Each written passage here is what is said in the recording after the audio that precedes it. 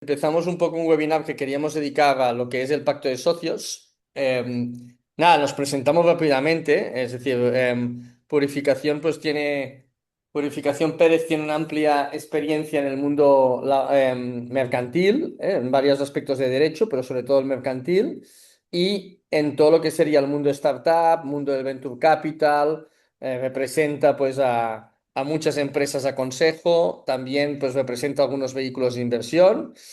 Y en ese sentido, pues lleva ya prácticamente 10 años en el ecosistema emprendedor y creo que nos dará una visión muy, muy práctica de lo que ya estábamos comentando en esta previa, de lo que requiere un pacto de socios, de cómo se ejecuta y cómo se tira adelante. Y por mi parte, pues nada, pues represento a Paizo, que es una empresa que nos dedicamos a servicios de CFO externo, a servicios más asociados a lograr financiación, a incentivos fiscales de I más D más I y ahora también pues de la mano de purificación en la parte de trabajar aspectos legales mercantiles, ¿no? Y la idea nuestra es que pues ofrecer al emprendedor una one-stop solution para toda la parte financiero-legal, ¿no? Y sin más dilación y un poco habiendo realizado las presentaciones, nos gustaría centrarnos en el título de este webinar, ¿no? El pacto de socios, sobre todo el primer pacto de socios, cómo marca la arquitectura de pactos de socios futuros, ¿no? Y el primer pacto de socios que yo te voy a preguntar aquí, purificación, o te lo voy a, para abreviar Puri, para no mencionarte tu nombre de 7 sílabas, ¿no? Es decir, entonces, un poco, la primera reflexión que hace es, oye, ¿el pacto de socios entre fundadores es necesario o no es necesario? Porque, bueno, fundamos dos, tres amigos, la empresa, o compañeros, o de MBA, o compañeros de trabajo, montamos esta empresa, oye, nos vamos a llevar bien. Ahora que empezamos, hemos de invertir, que tenemos pocos recursos en caja, en algo que no nos va a dar de comer en este pacto de socios. ¿Tú qué crees? ¿Sí o no? Pues te voy a contestar como abogado. Depende. Lo que es importante, sobre todo cuando empiezas, es sentarte y saber muy bien a dónde queréis llevar la empresa. O sea, coger con tus socios, futuros socios, porque aún no estáis constituidos, y decir, ¿qué queremos hacer con esto? Normalmente la gente te va a decir que no lo saben, que tienen un proyecto y están muy ilusionados con ello. Ujú, Pero es importante decir, claro, hay algunos socios o algunos founders que quieren hacer la empresa de su vida para venderla. Hay otros que ujú. lo que quieren es hacer su autoempleo y hay otros que tienen una idea y lo que tienen es la ilusión de llevar para adelante esta idea. Sentarse todos juntos y decir qué queremos hacer de mayores y ponerse en la situación. Te viene un fondo, me compra, lo vendemos, habrá uno que dirá que no y otro que te dirá que sí. Repartirse Bien. funciones. Entonces, esa sentada es vital. Si no se hace esa sentada, tener un pacto de socios, a veces me he encontrado con emprendedores que me traen un pacto de socios que han encontrado por internet. Sí. Pues es que si no sabes lo que quieres, tampoco tiene mucho sentido.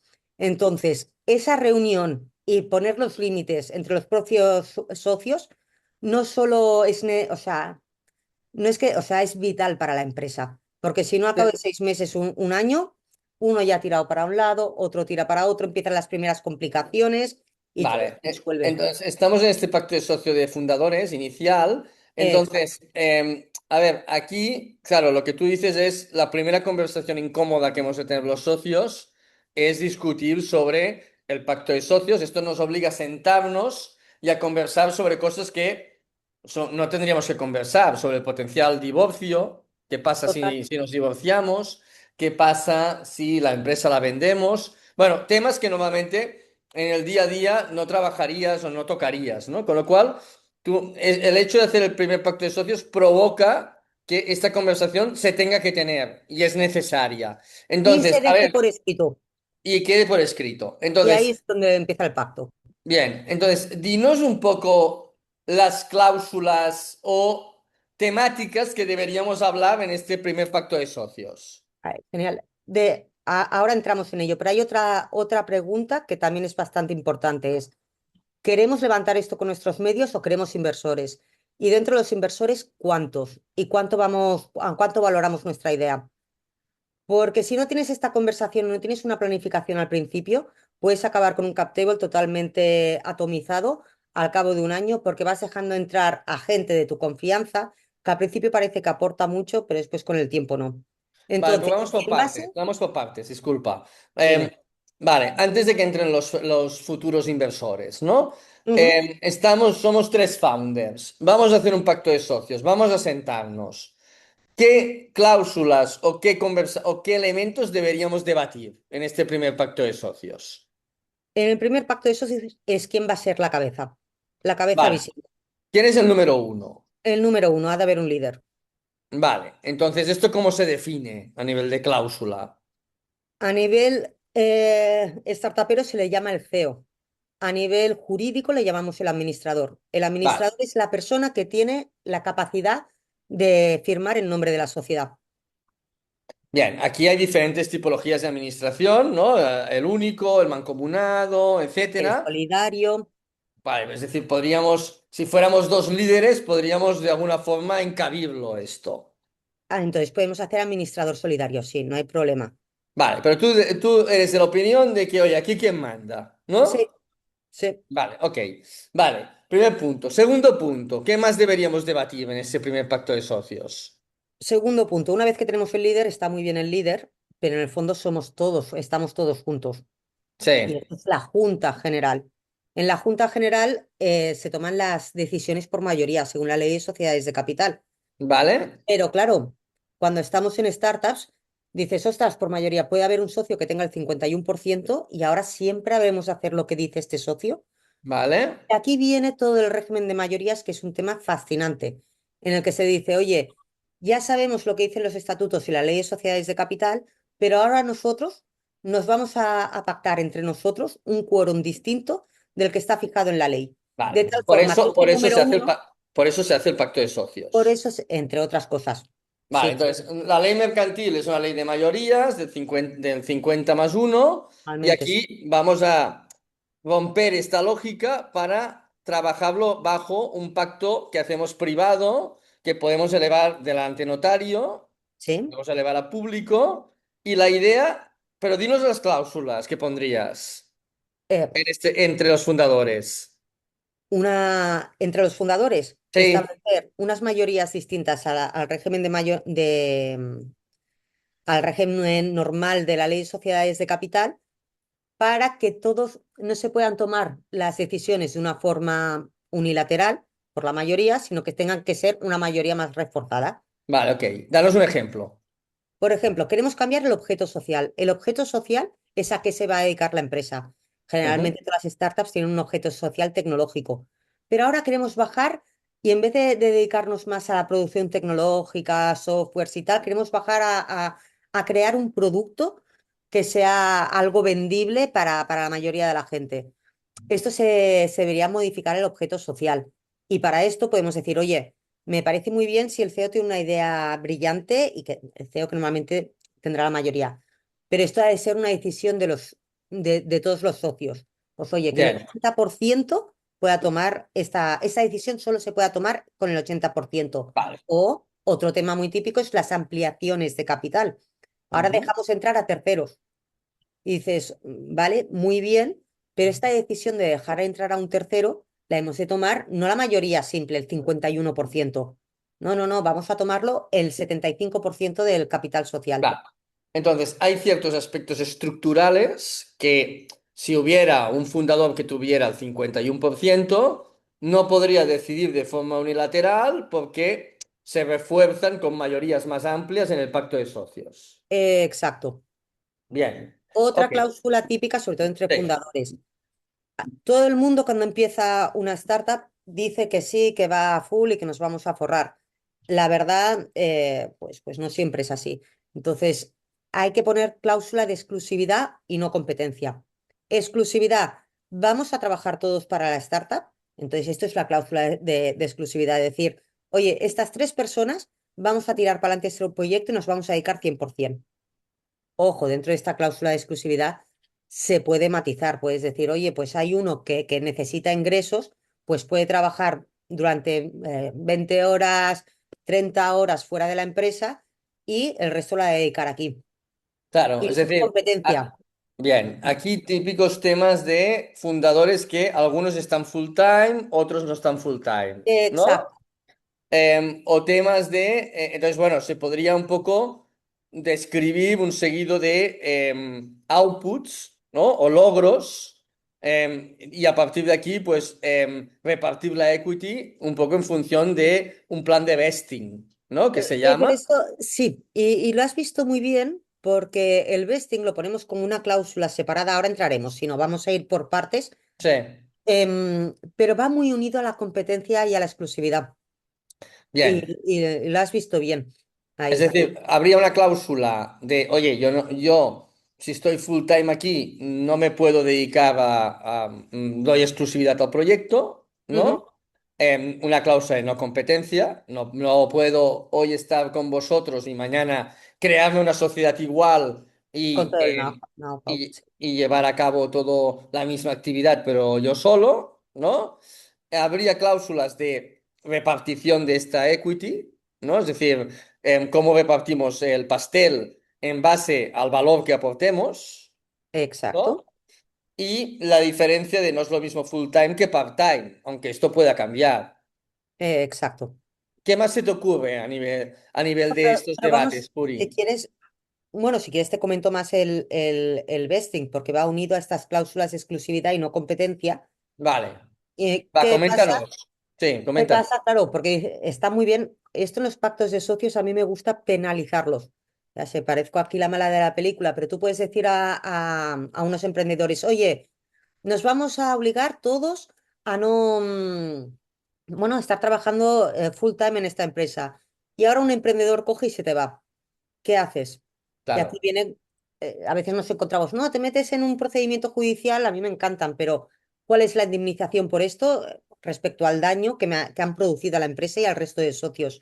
Entonces, una cláusula de penalización muy típica es esta, el vesting, que bien. dice, básicamente es una cláusula, ya sé que no te gusta que haga referencias al derecho romano ni al derecho anglosajón y tal, pero esta es una cláusula que viene típica de Estados Unidos y la hemos importado aquí. Ujú. Y es una cláusula en la que dice, tú tienes tantas participaciones, muy bien. Si has de estar en esta empresa durante 3 años. Si, por ejemplo, te estoy explicando la típica, ¿eh? A Sí, partir de aquí se puede jugar. Si durante estos 3 años te vas, tú tienes que devolver participaciones a la sociedad. Esa es bien. la penalización. Básicamente, esta es una de las cláusulas claves entre socios, ¿no? Es decir, que todos estemos comprometidos durante un largo periodo de tiempo a tirar el proyecto adelante y, claro, si uno se va y esto no está regulado, el socio se va, pero la equity la sigue teniendo. Y eso, claro, si no se ha trabajado en un pacto de socios entre founders, vete a buscar capital privado luego, porque claro, te van a Claro. decir, oiga, usted tiene un 30% de la compañía, la tiene un fundador que no está, y esto es lo que se llama debt equity, ¿no? Equity muerta, ¿no? Es decir, esto no, esta equity es inútil ahora mismo, ¿no? No la Es tiene nadie. inútil, lo estás mirando desde un punto de vista económico, efectivamente es inútil, y después hay un punto de vista psicológico que entre los propios emprendedores, tú montas un proyecto entre tres, uno se va, pero tú sigues tirando para adelante el proyecto. Estoy Ujú, trabajando para un tío que me ha dejado tirado. No es claro, justo. sí, sí. Em, Antes me entonces, preguntabas sobre pacto de socios, sobre todo en fase SID. Te comentaba, hablamos de muchas cosas en las fases 7 y hablaremos de todas las cláusulas y tal, pero el vesting, lo que yo me encuentro con la práctica, es que es ujú, el tema que más se discute, sobre todo en las primeras fases. claro, Series A ya son otras cosas, que sí, hablamos de otras cosas, pero en las primeras fases, los primeros de 1 a 3 años, hay movimiento dentro de los founders. sí, sí, No es debería normal, haberlo, pero la pero realidad, pasa. por desgracia, porque son momentos difíciles para las startups, y lo que acabamos mirando todos es yéndonos a la no competencia, a la exclusividad y al vesting. Claro, ¿no? Entonces, a ver, claro, inicias el proyecto con toda la ilusión y resulta que las cosas, pues bueno, pues el product market fit cuesta, bueno, los que hemos emprendido sabemos la gran dificultad que eso conlleva Y, oye, pues igual, pues, o no sé. Yo siempre digo que encontrar un equipo de socios que te entiendas es como el matrimonio, esto. Entonces, es del mismo Exactamente. nivel. Entonces, bueno, mira qué tasa de divorcios hay, ¿no? Entonces, bueno, pues igual no te entiendes, igual ves, haces un autoanálisis y dices, ostras, esto de emprender me he equivocado, no es para mí, yo no soy feliz emprendiendo por la presión que eso conlleva. Y claro, esos divorcios en etapas más o menos iniciales o al cabo de 2, 3 años, pues están a la orden del día, ¿no? Si todo esto no se ha arreglado, no se ha regulado, no se ha firmado, no se ha establecido, apaga y vámonos. Es que hemos visto morir una cantidad de empresas por no tener este gobierno bien establecido, ¿no, Puri? Hay porcentajes de esto, es una de las principales causas de que mueran los proyectos. No solamente es tenerlo establecido, sino bien establecido. Ujú. Un buen vesting debería, y lo pienso como abogado, durar una paginita o dos, sobre todo, porque no es solamente decir que si un socio se porta mal o se va de la compañía, da las participaciones, sino que está muy bien fijar toda la casuística de en qué momentos tendrá que dar, a qué precio y cómo.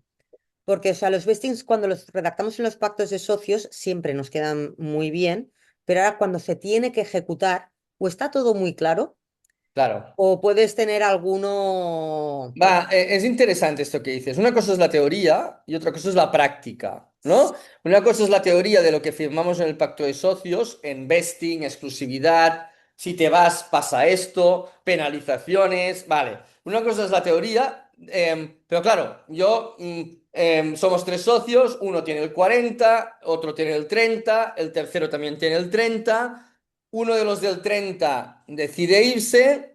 Y dice, sí, me voy, pero me da igual lo que haya firmado en el pacto de socios, que yo no lo devuelvo. Entonces, esto a la práctica, Es un problemón. claro que es un problemón, pero a ver, Puri, dinos un poco en tu experiencia, cómo de forma amistosa en la práctica se resuelvan estos temas, de forma semi-amistosa, cómo van, y de forma ya de guerra absoluta, cómo se dibujan prácticamente. ¿Cómo se dibujan? O sea, normalmente cuando hay algún problema entre los socios, se hablan entre ellos y tal, y la gente, cuando lo tienes bien redactado en el pacto de socios, ya sabe qué participaciones son suyas consolidadas, que esto no hemos hablado, estamos haciendo un poco de soltirons, pero bueno, Sí. y qué participaciones no están consolidadas. Eso, si te parece, lo explico en un momento Va, y seguimos. paréntesis y explica esta parte. Muy bien. Generalmente se dice, vale, vamos a poner el vesting y sujeto a un tiempo. Lo normal son 3 años, pueden ser 4, y se va diciendo, si cumples el primer año de permanencia, consolidas pues un tercio de las participaciones, el segundo año 2 tercios y el tercer año 3 tercios. ¿Qué es la consolidación? Decir, las participaciones son tuyas y no las has de devolver nunca. ¿Ok? Vale. Es, Ya ¿cuál has es? aportado este valor y la equity, la participación ya es tuya, ya merecidamente, digamos. Exacto. Bien. ¿Qué ¿Qué se hace? más? ¿Qué se hace? Imaginemos que un socio se quiere ir al año. Y aquí, o sea, hemos hablado de la consolidación, ahora hemos de hablar del good liver y el bad liver, que tampoco hemos hablado, ¿vale? Se suelen establecer, estos son como apartados dentro del apartado, pero bueno, por eso es importante coger un abogado que te lo explique todo Va, bien y que todo el explícanoslo, mundo sepa. explícanoslo. Se suelen establecer básicamente como dos grandes casuísticas en el caso de que un founder se vaya. Ujú, Tú puedes estar trabajando aquí en Barcelona, se te va la mujer o el marido a vivir a Australia y dices, me encantaría seguir con vosotros, pero es que ujú. mi vida ha cambiado y me Bien. voy, ¿no? ¿Qué pasa? O te coges con la moto y tienes un accidente. Claro, por mucho que tú quieras estar trabajando en la empresa, tal vez no vas a estar ahí trabajando. Estos Ujú, casos serían casos que se llaman good liver. Generalmente se establece que en estos casos em, tengas que devolver las participaciones o sea, a un precio que sea el del mercado. Es decir, te las pagan a un precio justo. Cuando es un bad liver, que es, oye, me quiero ir de la empresa porque estoy hasta las narices y tal, y lo dejo todo, se suele poner el precio a 1 euro de la participación, a valor nominal, o a 1 euro. He visto también algunos pactos que dicen 1 euro toda la bolsa de participaciones no consolidadas. Ujú. Y aquí ya vemos que se penaliza, ¿no? El que se va porque se ha enfadado con todos y tal, pues vendes las participaciones, pues casi es que las regalas. ¿Ok? Esto es el good liver y el bad liver. Y ahora, ¿cuál era tu pregunta que me habías dicho? ¿Cómo se ejecuta en la práctica? En la Sí, práctica, cuando dos socios están enfadados y tal, se suele comentar, unos, si lo tienes bien redactado, suele saber que se va como bad liver y dice, vale, yo consolido estas y el resto te las vendo. Vamos a notaría y se venden. vale, Pero esto encima sí vienen estamos, esto de buen rollo. relativo. Nunca he ido a notaría de buen rollo haciendo un best. Ya. Pues bueno, esto con una intención más o menos constructiva. Más o menos constructiva. Si ¿Qué es... pasa? Si Sí, uno se va y no quiere dar las participaciones, tenemos que ir a juzgado. vale. Y los juzgados van lentos. Ahora, si en su contrario, vale, puedes llevar a la sociedad a juzgado y todo lo que tú quieras, pero te van a caer unas costas procesales, es decir, te va a tocar pagar seguramente por haber estado dando la lata porque derecho no vas a tener. ¿Ok? Entendido. ¿Qué se hace a veces para evitar esto? Se hace una opción de compra, un anexo, que ya está firmado por el propio emprendedor que está sujeto al vesting, Sí. para obligar a vender, aunque no exista, o sea, no quieras ir a notaría. Bueno, Bien. Ok, yo creo que esta parte ha quedado clara. Luego abriremos turno de preguntas más hacia el final, pero yo creo venga. que ha quedado claro. Entre socios fundadores, Puri, ¿alguna cláusula más que destacarías? Las típicas de en fase seed, aunque no sea propiamente de entre socios fundadores, sí que se suele poner el tag alone y el drag alone. Vale, explícanos un poco el tacalón y el dracalón, lo que significan. Mira, drag alone es un derecho de arrastre. Esta imagen me ayuda mucho para diferenciarlas. Sí. Suelen decirse que son como la otra cara de la moneda y no es bien, pero bueno, Ujú, el Dracalón, que es el derecho de arrastre, es el derecho que tiene, que normalmente se le da al socio mayoritario para obligar al resto de socios a vender. Y ahora ujú, me explico. Tengo una empresa y yo tal vez soy el socio mayoritario y tengo el 50%. Y me viene Coca-Cola y me la compra por un pastifal, pero me dice, no quiero tu 50, o perdón, un 40%. Me ujú, dice Coca-Cola, no quiero tu 40%, yo lo que quiero es tener el 51%, pero yo no tengo ese 51%. Yo ujú. con la cláusula de drag alone, el derecho de arrastre, puedo obligar al resto de socios minoritarios a vender su participación. Que esto jurídicamente, si fuera solamente por la ley de sociedades de capital, no se podría hacer, pero con este acuerdo sí que podemos obligar a hacer esto. Sensu Es decir, contrario, dime. dime, pero es que para acabar de entender, es decir, tú tienes esto, hay esta oferta en la sociedad y me arrastras a vender a mí, Te obligo a vender. Es ¿vale? fuerte. Pero se fija un precio de mínimo, Aquí viene donde los detalles que los fija el diablo. Puedes encontrarte la cláusula más o menos como te la he explicado. ¿sí? Lo ideal es decir, oye, vale, muy bien, pero para tomar esta decisión se habrá de pasar porque el 51% o el 60% de la compañía, de las participaciones, esté de acuerdo. O, y esta a mí me gusta mucho, es poner un precio mínimo Vale. de venta Ok, me arrastras, pero me arrastras como mínimo a un precio determinado, de un ¿no? millón de euros, de Ok, 2 millones de euros. por ejemplo, X, ¿no? Vale, Sí. esta queda clara, el dracalón. Explícanos el tacalón también, El Puri. tag alone es el derecho de acompañamiento y es como ¿Vale? la otra cara de la moneda, aunque es un poco distinta. Te viene Ujú. Coca-Cola y dice, ¿Eh? compra al socio mayoritario que tiene el 51. Hago mucha hincapié en el 51 porque el 51 normalmente es quien tiene el control. Y cuando Bien. tú tienes el control de una compañía, pues haces lo que te da la gana, más o menos. Entonces, ¿qué pasa? Que el socio minoritario dice, ostras, ahora yo que tengo un 1% de participación, ahora vienen, le compran al socio mayoritario y me quedo yo con mi 1% que no voy a poder comer parte del pastel. Entonces, es el derecho que tiene el socio minoritario a que dicen, oye, si compran a un mayoritario, a mí también me compras a prorata, es decir, en porcentaje, y me compras mi participación porque yo también quiero salir de la empresa. Vale.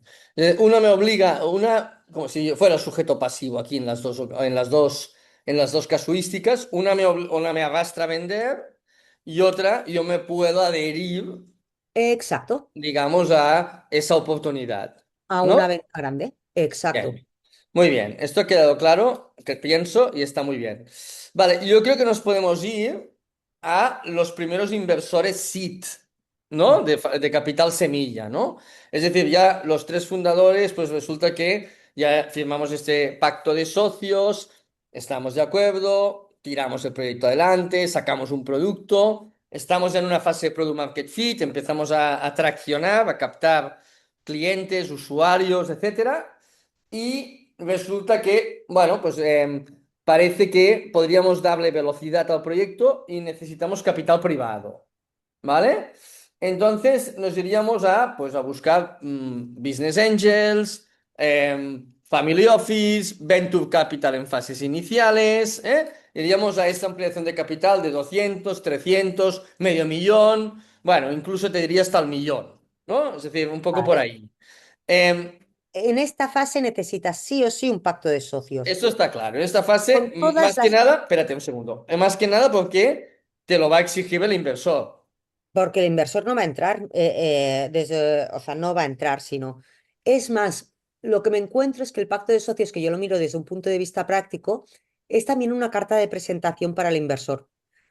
Tú vas a un inversor con un pacto de socios de trabajo de fin de curso del cole y dicen, tíos, no sois profesionales.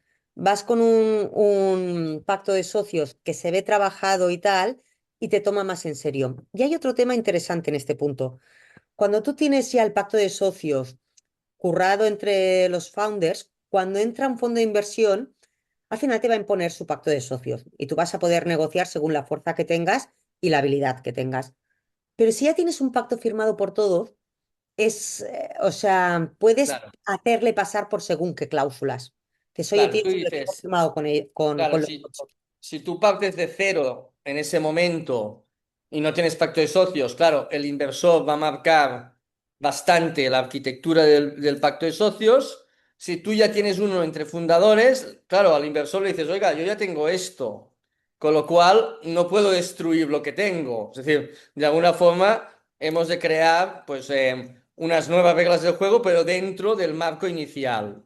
Exacto, Con razón de más que en fases iniciales hacer un pacto de socios. exacto, Bien, entonces, exacto. dinos un poco aquí las cláusulas básicas, tanto de Mira, gobierno como económicas, que un inversor en fase seed podría un poco reclamar o podría de alguna forma, digamos, poner encima de la mesa.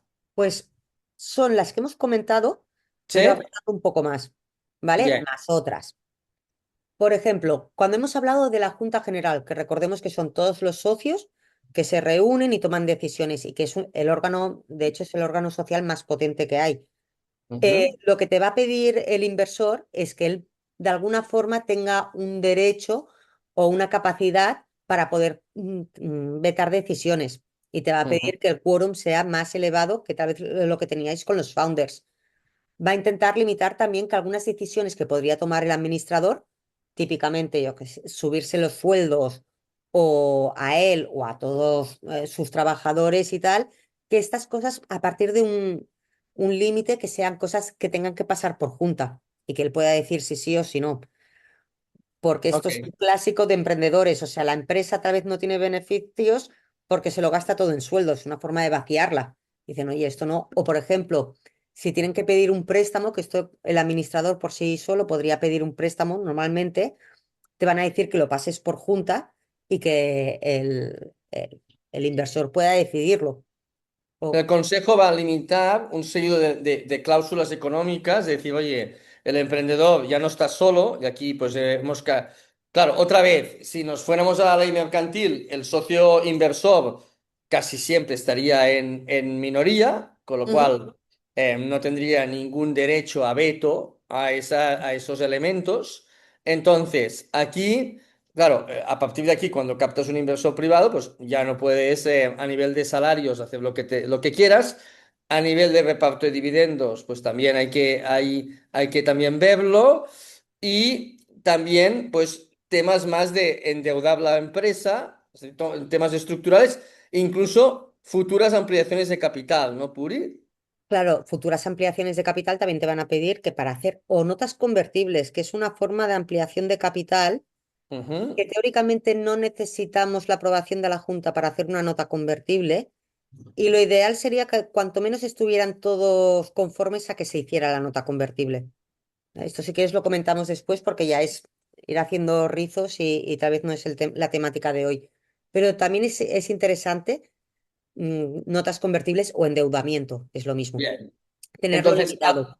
al final, todo lo que implica dilución para el inversor lo va a querer limitar o poder de alguna forma decidir. Es decir, Exacto. futuras ampliaciones de capital, e incluso stock options, phantom shares, todo lo que Claro. sea reparto de más papel, de más participaciones, eso lo diluye y de alguna forma lo va a querer limitar, ¿no? Y ahora, mira, y ahora que hablabas de reparto, otra de las cosas que a veces depende del tipo de fondo, los dividendos. Hay fondos que exigen que haya un dividendo.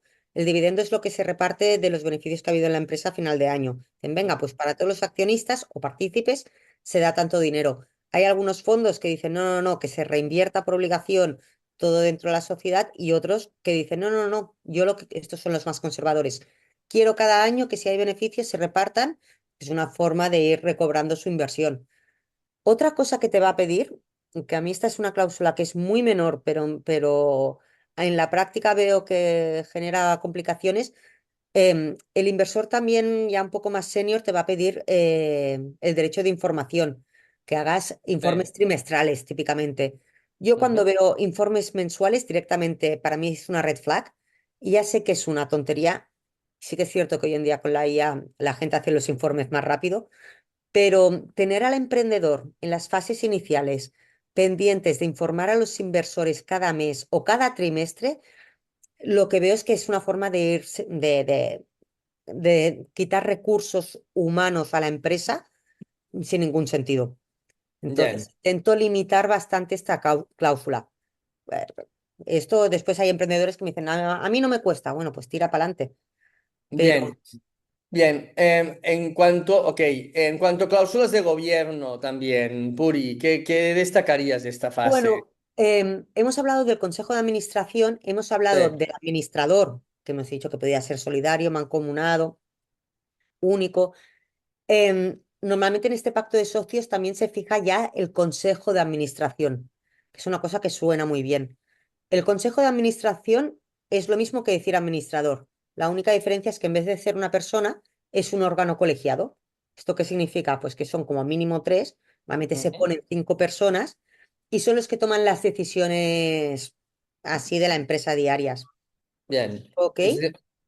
Ok, o sea que en vez de haber un administrador único, habría pues un consejo, ¿no? Un consejo que decidiría por mayoría del consejo. Cuando entra un inversor y tal, se suele decir, vale, este va a ser el administrador y en caso de que lleguemos a tanto de facturación o que se decida por junta, lo que sea, habrá un consejo de administración.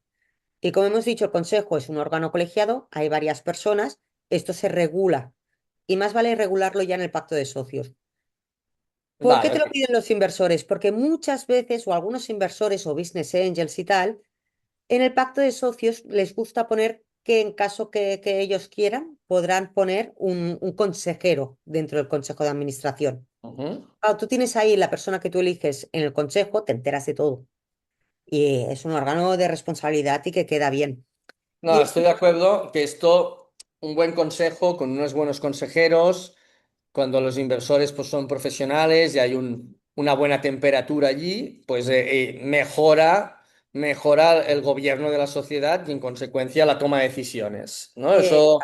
Y eso lo hemos vivido nosotros que hemos invertido en 45 empresas, lo hemos vivido también asistiendo un poco a los consejos, lo que es empresas que tienen un buen consejo y empresas que no. O sea que ¿No? eso, Aviso a navegantes, todo el mundo sonríe y voy a ser muy buen consejero, pero el sí. día que tienes un problema, el tío perdón por si hay algún fondo que nos esté viendo, pero los fondos quieren que devuelvan su inversión, los socios, o sea, fijaos mucho en qué consejeros pones dentro de la empresa, al igual de que a quién vas a dejar entrar dentro de la empresa. Totalmente, ¿no? Eso es así. Y es importante que muchas veces, pues los fondos más de capital riesgo lo que quieren es que la empresa crezca de una forma a veces antinatural, a veces imposible, y que de alguna forma, pues aquí el equipo emprendedor también tiene que mostrar una cierta capacidad de discutir, ¿eh? Y de debatir, ¿no? Ese aspecto. La Mencionabas el derecho a la información, muy importante, ¿no? Reportar trimestralmente. Importante enviar la información al consejo. Yo os diría que con unas 3 o 4 semanas antes que se celebre el consejo, para que los consejeros se lo puedan preparar. Y un poco, pues que el consejo sacable jugo, ¿no? Es decir, que haya una buena orden del día, que esté bien preparado, que se informe bien sobre las materias y que pasemos a la toma de decisión entre todos, ¿no? Con lo Sí, cual, pues esto también es interesante. hacer trabajar al consejo, sí. Otras cláusulas Ojo, ojo, ahora que importantes, hablamos dime, del dime. consejo, que Didi esto es Furi, también sí. típica pregunta que me hacen. Consejo y comité. A mí como abogado me preguntan comité de dirección y yo no sé muy bien lo que es. El consejo es un órgano que toma decisiones. El comité es una reunión como, que asesora al emprendedor y tal. Hay algunos pactos de socios que el emprendedor, yo creo que de forma inteligente, monta un comité de inversores, es decir, de gente que ha entrado dentro de la sociedad porque les interesa su punto de vista. Y les obligan dentro de este comité, sin ser consejo, a reunirse cada vez que lo pida el emprendedor para consultarle dudas. ¿Ok? Entonces, no confundir esta cláusula de cómo se regula el consejo de administración con Ujú. si queréis poner una cláusula de comité de dirección, que son dos conceptos distintos. Los comités no te lo suelen pedir los inversores y tal, pero el founder puede decir, oye, me reservo esta, o pongo una cláusula para poner un comité de dirección. ¿Ok? Bien, bien, bien. Entendido. Vale, más temas. La otra cláusula clásica, Puri, Nos hemos dejado una muy importante. El dime. derecho, que esto de hecho se ha de poner desde el principio, la propiedad intelectual. Vale, ok. Sobre todo en empresas tecnológicas. Tenemos clásico que aún no se ha constituido la empresa y se empieza a desarrollar un software y todo ese trabajo se ha de pasar a la empresa y la propietaria ha de ser la empresa. Entonces, las claves las ha de tener la empresa y no solamente el administrador, que si después va en moto y tiene un accidente tenemos un problema, sino varias personas de la empresa. ¿Ok? Ok, Y se ha la cláusula de propiedad intelectual, típicamente se dice, bueno, cualquier trabajo que se haya hecho, tal, no sé qué, será de propiedad de la empresa. Y te he entendido. dicho lo de las claves, porque está muy bien en los pactos de socios, pero estos, o sea, la práctica es que todas las claves, todos de estos accesos, los tengan varios dentro de la empresa. Ok, Dale. entendido. Otro tema clásico es la cláusula antidilución. ¿Puedes un poco comentar esta cláusula que un inversor te va a poner sí o sí? En fase muy sí, tal vez no la ponen ya un poco los inversores que saben más y sí que es cierto que sí. La antidilución es una cláusula que suele poner el inversor que dice, oye, yo he invertido a una valoración de la empresa de 1 millón de euros, no sé, Ujú. pre-money o post-money, lo que sea. Yo en ningún caso me voy a diluir por debajo de este 1 millón de euros. Es decir, por ejemplo, en el momento de que entra la empresa o que se vaya a vender la empresa, tal, imagínate que vas a vender por un precio inferior al 1 millón de euros que ha entrado el inversor, 800.000 euros. El inversor dice, todo lo que queráis, pero a mí me dais mis participaciones a valoración de 1 millón y el resto ya os lo repartís como queréis. ¿Sí? Sí, sí, está entendido. Es decir, básicamente lo que te dice el inversor es, yo he entrado a tal valoración, si luego, oye, las cosas no han ido bien y resulta que tienes que hacer otra ampliación de capital por una valoración menor, yo te apruebo que hagas la ampliación, pero Eso yo no no. me voy a diluir. Yo voy a mantener las participaciones a la valoración que yo he entrado.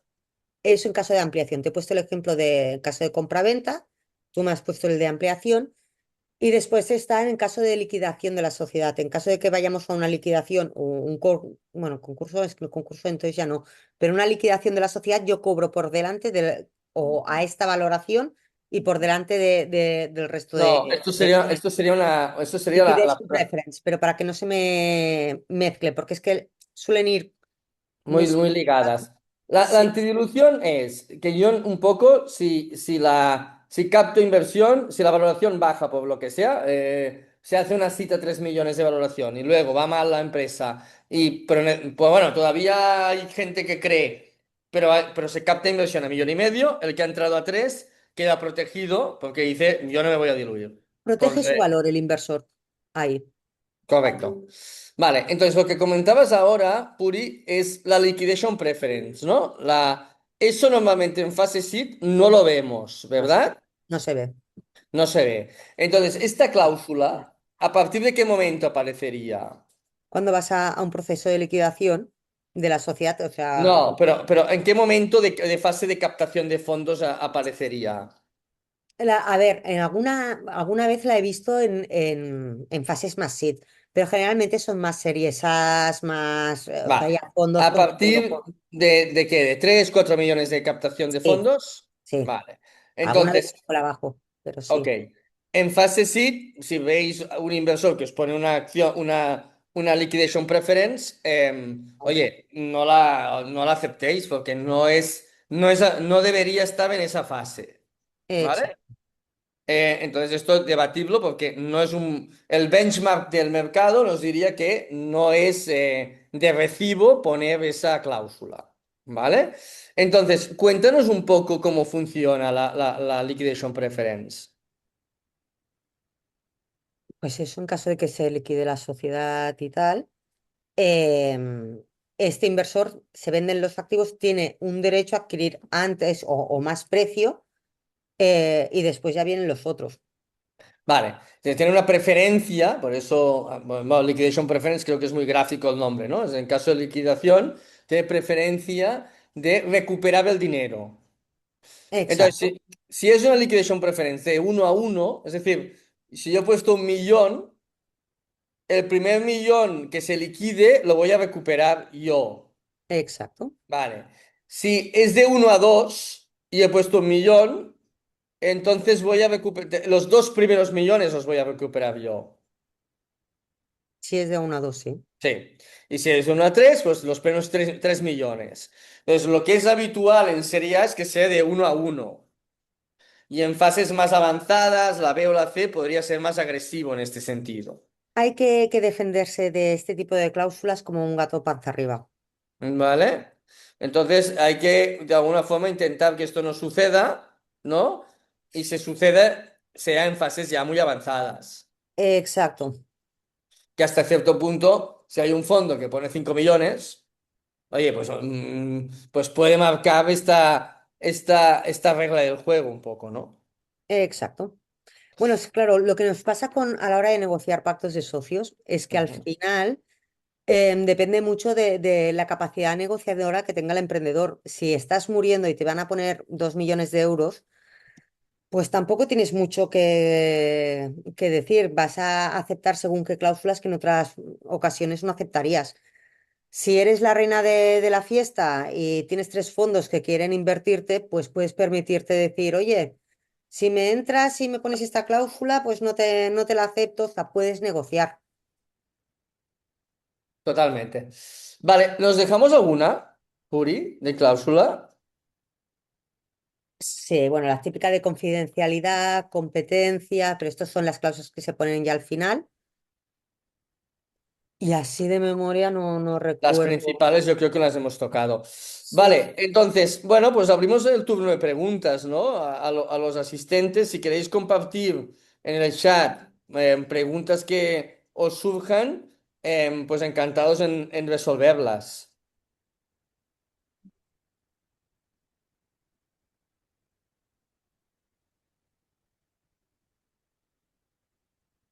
¿Quién se anima? Va. Aprovechad. Exacto, que tenéis aquí una abogada con cara y ojos para resolver preguntas. Mira, José María. parece que levanta la mano. Si nos puedes escribir en el chat la pregunta, a partir de allá vemos de resolverla.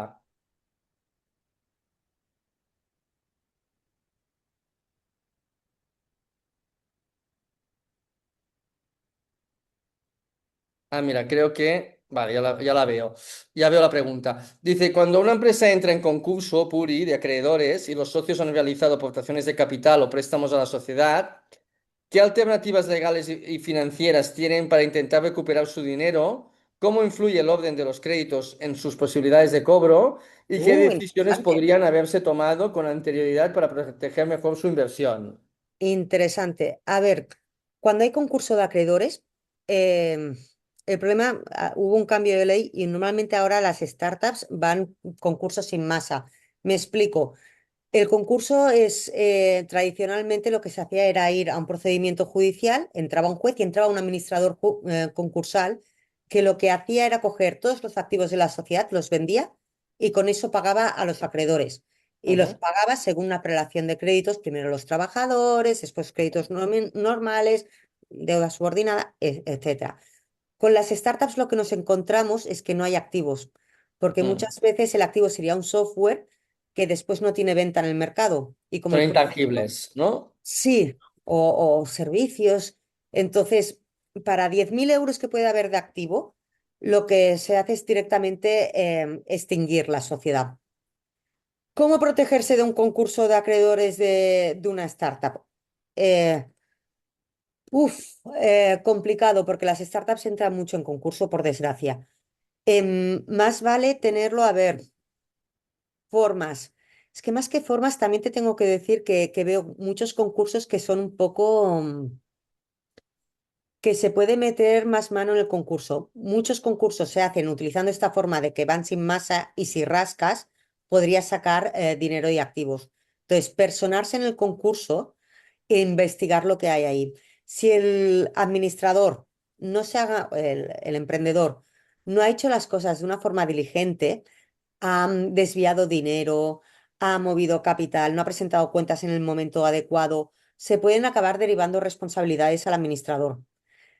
En general no pasa en derecho concursal, Pero pero vamos la empezando a pregunta, yo ver creo, Puri, la pregunta iba muy dirigida a cómo recuperamos el capital, los que socios. entra en concurso, por desgracia, Mal lo tenemos. lo tenemos muy mal. Lo Y si es tenemos muy por mal desgracia, porque cobrarían antes los deudores, primero cobran los uno, deudores. los empleados, dos, los deudores. Exacto. Y el capital, bueno, todavía nos El podríamos último. encontrar, si tenemos un fondo con una liquidation preference, que ahora comentamos, el fondo que tiene la liquidation preference, y al final de todo, los business angels iniciales y los fundadores. Exacto, son los últimos. Con lo Eh, cual, mal tema allí y difícil de protegerse, ¿no? sí. A ver, Renan nos pregunta, buenas, dice, cuando se ha entrado inversores anteriores a la sociedad, pero a través de deuda, pero entraron al capital social al valor mínimo, caso no se convierta después de una ampliación de capital, este inversor se diluye al máximo, ¿cierto? Sí, Sí, sí, sí. Entiendo que cuando dicen que pusieron deuda, es una nota convertible, se debía haber una ampliación de capital y no entró en esa ampliación de capital. sí. Claro, se debería hacer otra ampliación de capital para dar entrada a esta deuda, pero si ya se ha ampliado el capital social mucho y tiene que entrar el otro, claro, aquí hay un baile en la valoración de la empresa. O sea, Bien. seguramente la empresa con la primera ampliación de capital vale mucho más y si quieres dejar que, este deudor entre a una valoración más baja, tienes que bajar la valoración de la empresa y no va a gustar a los socios que ya tienen su porcentaje. Bien, mira, se está animando el público. Va, María nos pregunta que no hemos comentado acerca de Phantom Shares, si podemos explicarlo un Uh, poco, Puri. También las Phantom Shares es un tema también que viene de Estados Unidos, y es una forma de premiar, como las stock options, de premiar a los empleados de la sociedad. Las Phantom Shares, como su propio nombre indica, son participaciones fantasmas, es decir, no existen. Es una ficción que nos creamos nosotros en el mundo de las startups para decir que un trabajador tiene estas participaciones. Lo que son es un derecho económico a percibir el valor de esas participaciones en el momento que la empresa se venda. ¿Ok? ¿Qué pasa? Este dinero lo va a recibir el empleado de la sociedad. Como recibe este dinero de la sociedad, descapitalizas a la sociedad. ¿Por qué digo esto? Porque si tú haces un plan de Phantom Shares, lo tienes que explicar a todos los socios porque les estás haciendo bajar su valoración de la empresa.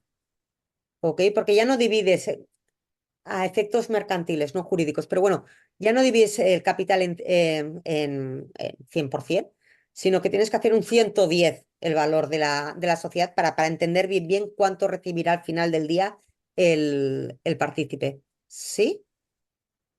Sí. Entonces, a ver, podríamos distinguir un poco entre stock options y phantom shares que nos interesa. Las Phantom Shares es eso, es un derecho económico que tienen que tú das a alguna persona, generalmente son trabajadores. Lo guay de las Phantom Shares es que no, como no son derechos políticos, no tienen derecho a ir a junta, a votar ni a decidir. No son Ujú. partícipes, no son socios, pero tienen el derecho económico, que al final todo el mundo nos interesa la parte económica. Las stock options son derechos a tener participaciones de la sociedad a una valoración normalmente mucho más baja. Y también es un plan retributivo que se le da a los trabajadores. Vale, a ver, aquí un poco para añadir. El problema, que esto la ley Startup lo ha solucionado un poco, Un es la poco. fiscalidad. Si tú Total. das stock options, tributas, puedes llegar a tributar, porque si, imaginaos que dais stock options y se va aumentando la valoración de la empresa porque se hacen rondas, se puede entender como una ganancia en el capital y tener que tributar sobre esa ganancia del capital cuando esto no se ha hecho líquido, ¿vale? Exacto. Y eso es un problema para una... Imaginaos que tenéis un empleado que le dais stock options y tiene que tributar sin tener el premio. En cambio, las Phantom Shares, como que tú no tienes físicamente la participación, sino solo derecho económico, es un contrato privado fundamentalmente de bonus, para entendernos, eso no sucede. Esa es la gran diferencia, la gran ventaja, ¿no? Ujú. Vale, nos preguntan sobre la IA, si hacemos el pacto de socios. Vale, Puri, para ser un poco provocadores, ¿qué Vale. ventaja tiene hacer el pacto de socios contigo o irse a Claude o a ChatGPT o a Gemini y sacar el pacto de socios por ahí? ¿Qué aportas tú de valor? ¿Qué aporto? La IA, a mí te tengo que decir que redacta muy bien las cláusulas, tú te las lees y es una maravilla. ¿Qué pasa? Es un ser incontrolable. O sea, yo lo he probado, a veces le digo que me haga un contrato de arrendamiento o lo que sea. Formalmente es muy buena, pero a veces te pone cosas que no tienen ningún puñetero sentido. Te puede poner una cláusula que no la acabes de entender.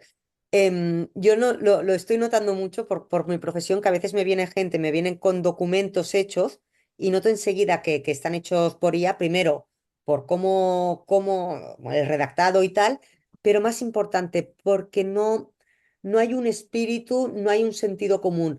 Hay cláusulas que no tienen sentido en según qué momentos del pacto de socios. Hay cosas que son importantes para el pacto de socios que no me lo recoge. Y a veces da una patada a las leyes de sociedades de capital que es nefasta. Puede, o sea, te puede generar cláusulas que son nulas de pleno derecho. Cuando decimos nula de Bueno, pleno derecho es que en derecho no la igual yo creo que la IA reconocemos. nos tiene que ayudar y nos ayuda ya, y a ti te está ayudando y a todos los Ayuda. profesionales nos ayuda, pero igual hay ciertos matices, ¿no? Que todavía falta la experiencia, ¿no? En ese Y sentido. sí, y te digo una cosa, o sea, un abogado, un buen abogado lo que ha de hacer es ayudarte a entender el pacto de socios. Sí, Y no sí. sé si la IA lo hace y no sé si muchos compañeros lo hacen. Pero Bueno, yo a ver, tú puedes, norma de vida. puedes ponerte a aprender de derecho mercantil, ¿eh? También y ya está. Sí, Pero sí, claro, si tienes pero que emprender, aprender derecho mercantil, total, aprender de... total. Pero Claro, no puedes. en una hora se te ha de poder explicar el pacto de socios, las cosas básicas, para que tú firmes, porque yo no voy a firmar por ti. Bueno, Me exacto. explico, esto es norma para la vida. No, no, porque he visto cosas, o sea, nunca firméis algo que no entendáis. Sí, buena reflexión. Ni invirtáis en algo que no entendáis tampoco. Vale, entonces, nos preguntan cómo funcionan los préstamos participativos. Eso daría para mucho, ¿eh? Bueno, son Pero las bueno, notas convertibles, también sí. un mundo apasionante. Em, Vale. Brevemente, Puri, a ver cómo podemos responder. los préstamos participativos son para, o sea, préstamo participativo, bueno, es una deuda. A ver, muchas veces cuando los emprendedores quieren cerrar ronda, pues es una labor y un trabajo que puede durar 6 meses, un año, 3 meses, depende. ¿Qué pasa? Que suelen tener problemas de caja. Entonces consigues a un inversor que te pone el dinero, pues pides que te ponga el dinero ya, pero tú no vas a ampliar el capital, no le vas a dar participaciones hasta que no tengas la ronda cerrada. Entonces la pregunta es, ¿y qué hacemos con ese dinero dentro de la caja? Y ahí es cuando entran los préstamos participativos, que es una forma de decir, en el mundo startupero se habla más de nota convertible. El préstamo participativo es la forma jurídica que nosotros le damos. Y es una forma de tener documentado la deuda que ha entrado dentro de la sociedad y decimos, al cabo de un año, normalmente se pone un año, esta deuda va a pasar a capital social. Y si no pasa a capital social, yo te devuelvo la deuda. ¿Por qué es importante tener los préstamos participativos redactados? Primero porque le da seguridad al inversor, porque si no te ha puesto un dinero y esto de dar dinero a la gente sin que haya un documento por en medio no está bien. En el préstamo participativo se suele también fijar más o menos cuál va a ser la valoración dentro de unos límites que va a tener la valoración de la sociedad. Y, y después nosotros a la hora de ampliar el capital para los abogados, lo solemos hacer por compensación de crédito, aportación no dineraria y tal, utilizando las notas convertibles o los préstamos participativos. ¿Se ha entendido? Sí, sí, sí, por el tiempo que tenemos está más o menos contestado. Y nos preguntan, va, esta la voy a contestar yo. Cuando se inicia una startup con los deberes hechos, ¿cuál es el mejor momento para salir a captar financiación exterior, business angels, capital semilla y con qué equity máximo? Vale, yo te respondo, Gerardo, en España. En España, para captar inversión, necesitamos product market fit. Los inversores necesitamos que haya métricas reales de venta. Esto es importante. Si no hay métricas reales, nos cuesta mucho en España invertir. Estos serían los Family, Friends and Fools o fases más iniciales, pero un inversor semilla en España requiere ya cierta atracción. Y yo te diría que cantidad entre 200.000 euros, medio millón, y cesión, dilución entre el 5 y el 20%. Yo te diría que eso sería un poco la lógica. ¿Vale? Oye, muchas gracias a todos. Os vamos a compartir la grabación de este webinar, conclusiones que se han dicho, es decir, un resumen más de lo que hemos comentado. Y nuestro contacto os lo vamos a facilitar también por si queréis hacer un one-to-one, tenéis dudas, queréis hacer una sesión con purificación y conmigo mismo para aclarar algunos temas que tengáis. Nada, ha sido un placer. Gracias, Puri, por tus explicaciones muy, muy didácticas y muy claras y nos emplazamos un poco a enviaros toda esta información y estar en contacto. Muchas gracias.